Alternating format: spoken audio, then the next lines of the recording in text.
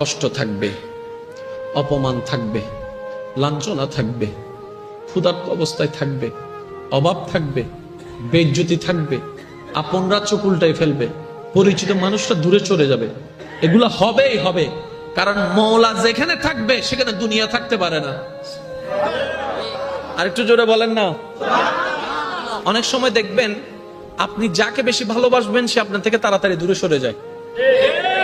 আমি বলছি জীবনে মিলে কিনা দেখেন, আপনি যার প্রতি বেশি আস্থা রাখবেন সে যত দ্রুত আপনার থেকে আস্থা ভেঙে ফেলবে। আপনি যার প্রতি বেশি ডিপেন্ডেন্ট হবেন সেই বেশি আপনাকে ধোঁকা দিবে। আপনি যাকে বেশি বিশ্বাস করবেন এই দুনিয়ায় দেখবেন কেমন জানি সে চেহারায় পাল্টাই ফেলছে, কেমন কেমন জানি ইচ্ছাই হোক অনিচ্ছাই হয়ে যায়। এক কথায় আপনি আমরা এই দিলে যাকে বেশি জায়গা দিই সে কেমন জানি তাড়াতাড়ি দূরে সরে যায়, কেমন জানি তার সাথে আমাদের সম্পর্কটা দূরত্ব হয়ে যায়। এটা কেন হয়? এটার হওয়ার একটাই কারণ, রব বলে যে তোর দিলটা শুধু আমার জন্য বান্দা হিসেবে, তোর দিলটা আমার নবীর জন্য উম্মত হিসেবে, আগে আমাকে আর আমার নবীকে রাখ, তারপরে যাকে যাকে রাখার আমি আল্লাহ সেট করে দিব। আমরা যখন ওই সিস্টেমটা না মেনে ডাইরেক্ট দুনিয়ার দিকে চলে যাই, ওই দুনিয়াটাই আমাদের কষ্টের কারণ হয়। তারপর আমরা একটা ডায়লগ মারি, এই দুনিয়াতে বিশ্বাসী মানুষ নাই, এই দুনিয়াতে বিশ্বাস করলে ফিটে চুরি খাইতে হয়, এই দুনিয়াতে এমন করলে সব। এই অপছন্দ করা মানুষের কথায় কিংবা কাজে আমাদের দিলে মাঝে মধ্যে একটু আঘাত লাগে না?